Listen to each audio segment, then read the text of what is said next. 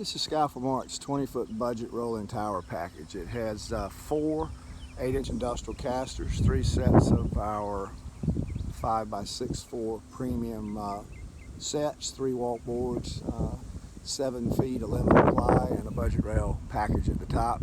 It's also got a thing under the bottom called it's a diagonal bar. See that diagonal bar right there? That's a stability bar called a grouser bar. It's got all your pins and clips that you would need. So there, and pigtails, everything you need. Stack pins to be OSHA compliant. Just at the 20-foot mark, can't be anything over 20 feet. You got to widen the base with outriggers.